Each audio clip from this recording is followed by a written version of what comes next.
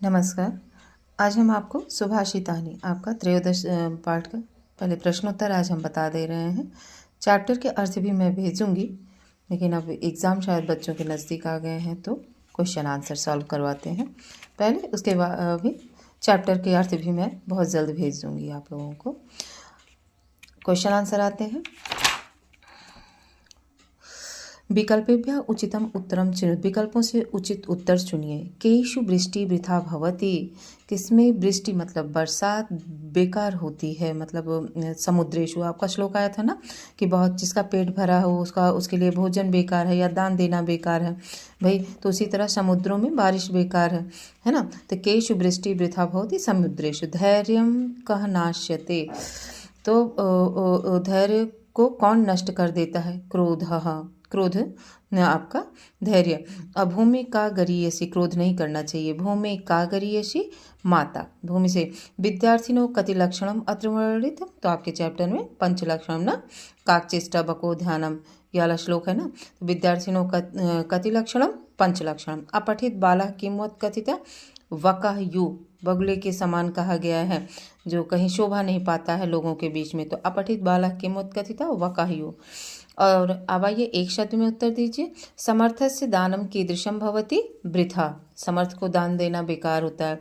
चेष्टा केन यु भवेत् काकेन, कौवे के समान, काक चेष्टा कौवे के समान, वो ना कंकड़ डाल डाल के पानी को ऊपर लाया था। पिता कस्मात् उच्चतरः भवति स्वर्गात् उच्चतरः भवति। दिने दीपः कीदृशः भवति वृथा भवति, भाई दिन में दिया क्या होगा, बेकार ही होगा ना। तो दिने दीपः कीदृशः भवति वृथा भवति। श्रुतम कह नाश्यते, वेद, तो श्रुतम को, वेद को भी कौन नष्ट कर देता है, ज्ञान को तुम्हारे क्रोध नष्ट कर देता है। ओके, ये क्लियर हुआ। श्रुतम क्रोधा, यहाँ पर भी इसका आंसर आ जाएगा। अब हम आगे चलते हैं। नेक्स्ट क्वेश्चन आपका, हाँ, पूर्ण वाक्य में उत्तर दीजिए। क्रोध क्षमा का नास्ति, क्रोध सम, क्रोध के समान। रिपु नास्ति, रिपु मतलब शत्रु नहीं है। क्रोध समा का नास्ति रिपु नास्ति। पंडिता का भवति आत्मवत सर्वभूतेषु, यह पश्यसा पंडिता, जो अपने समान सबको देखता है वही पंडित होता है। आत्मवत सर्व, सभी प्राणियों को अपने समान, ठीक है। पंडिता भवति सभा मध्ये का न शोभते, सभा के बीच में कौन नहीं शोभित होता। सभा मध्ये अपठित बालः न शोभते, शोभते सभा मध्ये। और न कदापि न नमन्ति, के कदापि न नमन्ति शुष्क वृक्षाश्च मूर्खाश्च, सूखे पेड़ और मूर्ख कभी नहीं झुकते हैं, झुकेंगे टूट, सूखा वृक्ष झुका अगर सूखा है तो टूट जाएगा, है ना। तो शुष्क वृक्षाश्च मूर्खाश्च न नमन्ति, तो जो नहीं झुकते हैं वो शुष्क वृक्ष के समान होते हैं और मूर्ख के समान होते हैं। तो स्वर्गादपि गरीयसी जन्नी जन्मभूमिश्च, जन्नी और जन्मभूमि स्वर्गादपि गरीयसी। अब आइए अधोलिखित श्लोक से अन्वयम पूर्यत, नीचे लिखे श्लोक का अन्वय पूरा कीजिए। क्रोधा नाशते धैर्यम, क्रोधा नाशते श्रुतम, क्रोधा नाशते सर्वम, नास्ति क्रोध समो रिपुः, है ना। तो अब यहाँ पे आपका अर्थ क्या क्या कर रहा है, तो इजी सा है आपका कि क्रोधा धैर्यम नाशते, क्रोधा श्रुतम नाशते और क्रोधा सर्वम नाशते। क्रोध समः कोऽपि रिपु न अस्ति, कोई शत्रु नहीं है क्रोध के समान। अब आइए निम्न श्लोकांश में लियत, निम्न श्लोकांश को मिलाइए। मातृवत परदारेषु, तब यहाँ पे है का, हाँ, मातृवत परदारेषु परद्रव्येषु लोष्ठवत, अल्पाहारी गृह त्यागी तेनिधर विद्यार्थिनो पंच लक्षणम, इसका है। अब वृथा वृष्टि समुद्रेषु वृथा तृप्तस्य भोजनम, ये आ जाएगा। और माता शत्रु पिता वैरी, मतलब ऐसे शत्रु के समान है जो अपने बच्चों को नहीं पढ़ाते हैं। एन बालो न पठिता। जन्नी जन्मभूमिश्च स्वर्गादपि गरीयसी। नमन्ति फलिनः वृक्षा नमन्ति गुणिनः जन, ये आपका हो गया। अब आते हैं अधोलिखित का पद परिचय कीजिए। अब पहले हम लोग क्या करते हैं, पद मतलब शब्द होता है, पद परिचय, ये शब्द बना कैसे है इसी को बोलेंगे हम पद परिचय।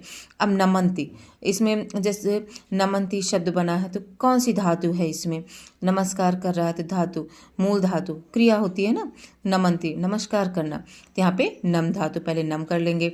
पश्यत में पश्य धातु हो गया, नाश्यते में नश्य धातु हो गया, नष्ट होना। यहाँ पे, और अस्त में अस धातु हो गया, शोभते में शुभ धातु हो गया। ठीक है। नाश्यते में आपके कोर्स में अभी नहीं आया होगा, हमें लग रहा है कि थोड़ा सा डाउट है। ये हम शब्द आपका आत्मनेपद में है, एक परस्मै पद में आपके धातु रूप होते हैं और एक आत्मनेपद में होता है। ठीक है, तो इसमें अगर किसी को नहीं समझ में आया तो प्लीज़ कमेंट करके बता दीजिएगा किसमें और क्या हो सकता है अगर ये गलत है तो नाश्यते नश धातु है। ठीक है, अब आ गया शोभते शुभ धातु। अब लकार में भी नमन्ति लट लकार है, पठति पठता पठन्ति, वैसे नमति नमता नमन्ति, पश्यति ये भी लट लकार है, पश्यति पश्यता पश्यन्ति, नाश्यते ये भी लट लकार में ही आएगा आपका। जैसे पठ्यते पठेते पठयन्ते करके चलता है, तो मेरे ख्याल से यही होगा आपका, लट लकार होगा। और अस्ति में लट लकार है और शोभते में भी लट लकार है आपका, लकार है ना। शोभते शोभेताम हाँ आपका ये भी शोभते शब्द लट लकार का आएगा।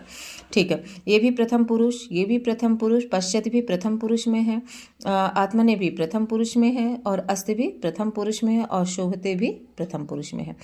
और नमन्ति ये आपका बहुवचन में आ जाएगा, ये आपका एक वचन में आ जाएगा, एक वचन पश्यति, और ये भी आपका एक वचन में आएगा, और ये भी अस्ति आपका एक वचन है, और शोभते भी आपका एक वचन में आएगा।